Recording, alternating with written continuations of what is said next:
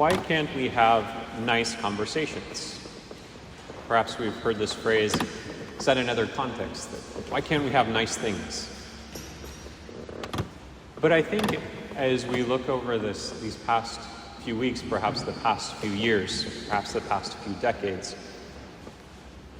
and we see the news cycle that we're living in, it's just this constant barrage of heartache. And this constant discourse from all political stripes, from all types of opinion, it seems like we can't have nice conversations anymore. Anytime a hot-button topic is touched, things flare up. Passions are enraged. And it's really hard sometimes to have a conversation. In the letter that St. Paul wrote that we just read today, we hear him praying for kings and those in authority that we may live in peace and tranquility. And this is first century Christianity. And I think we're still praying for that today. For this peace and tranquility to be able to live a life that is filled with joy.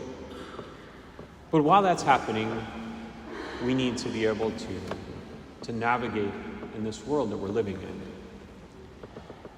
And I think it's true to say that our hearts were not made to know as much as we know today. There are just so many things that we're bombarded with. Over this last week and a half or so, all the news surrounding Charlie Kirk has been present in all of his social media. And really from the very first moments that the news was sent out, there's been ways of spinning it, and there's been instrumentalization on both sides, and we haven't given our hearts a chance to mourn for the loss of a husband, for the loss of a father. Simply that, without looking at political stripes. And if we look back in time, I think every week there's been at least one or two tragedies that we haven't had time to sit down and mourn for, that we haven't had a chance to be able to recognize in our world there are so many things that are happening, that our hearts are heavy, that our hearts are being weighed upon by these challenges. And we feel at times that we need to be able to talk about these, and we need to be able to share them with our friends, with our family.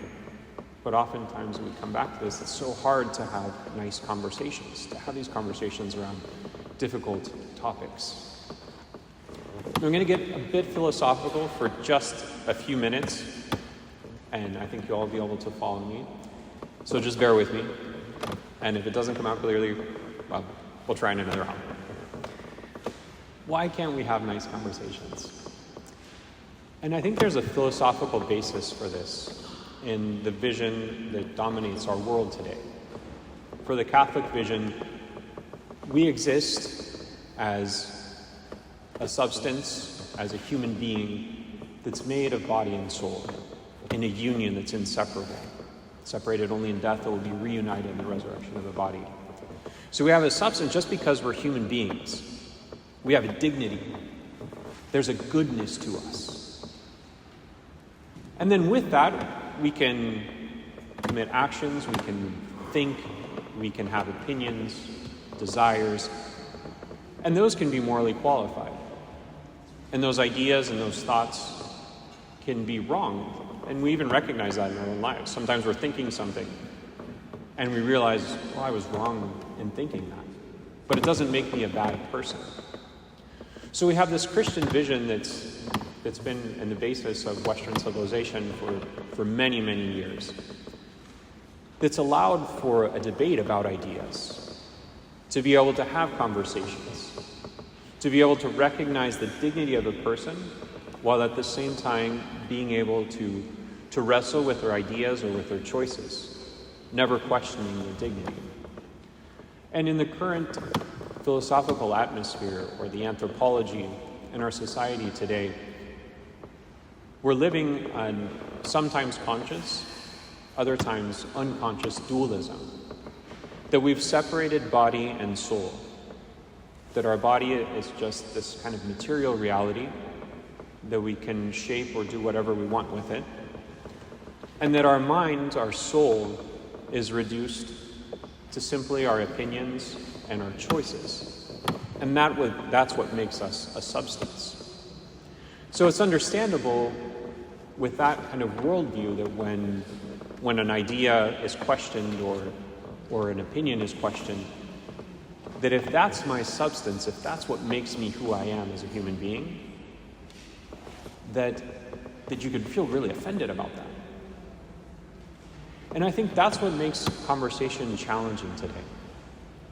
But I think we have an opportunity as Christians to bring something to this conversation, something that precedes the conversation, something that helps us to be a leaven in this world, to be light in this world.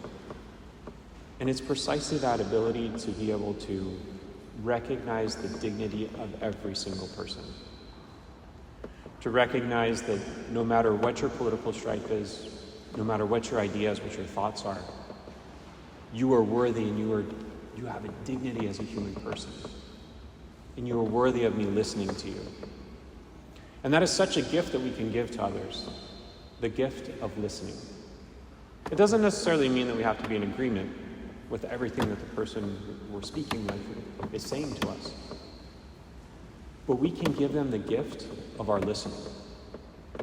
How many of us are longing to simply be understood? To have someone understand the challenges that we're facing. To have someone understand how I see the world. And also to be able to share in a conversation, going back and forth and saying, this is what I think, this is what I'm sharing. Pope Benedict used to say that Christianity is not a religion of proselytism. We're not going out there and thumping people with Bibles. It's a religion that grows through attraction, through a sharing, through an offering the gift of what we live and the truth that we found in Christ, the joy, the peace that we found, the tranquility that St. Paul was speaking of. And I know sometimes in our world it can be difficult to give witness to the gospel. But I think today's gospel shares with us or tells us that everyone is serving something. Everyone has their gospel. If you talk to anyone long enough, you will find out what their gospel is. What is the thing that drives them?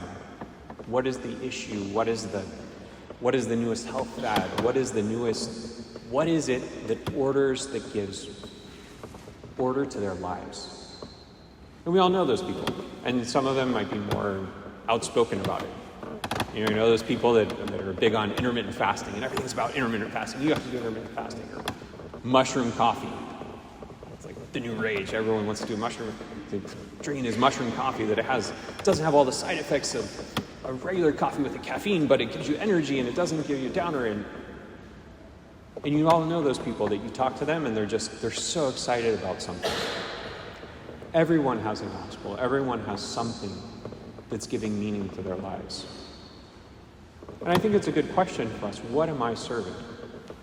This word that seems kind of an ancient word, that mammon, perhaps a word that you heard from your grandparents, or not usually a word that you hear out on the street today. I don't know when the last time I heard someone in a regular conversation talking about mammon was, and I'm a priest, so it's something that might come up in one of our conversations. But it's actually what it means. It's not exactly money, physical money, or digital money, or crypto, or what it is your source of security. And mammon is whatever is our source of security that isn't God. Because we need things. We need to eat. Maybe some people need intermittent fasting. Maybe some people need mushroom coffee. But all of those things are ordered to our growing in relationship with God, to our total and absolute trust in Him, and to the abundant life that He wants to give us. So today, as we reflect on these ideas and we reflect on our world, I would encourage each one of you to really see how we're placing God in the center of our lives. And from that center, be able to go out, share with others, to bring to them the dignity that is theirs, this God-given dignity, and to be able to give the gift of listening. And I think that's how we can, as brothers and sisters, have nice conversations again.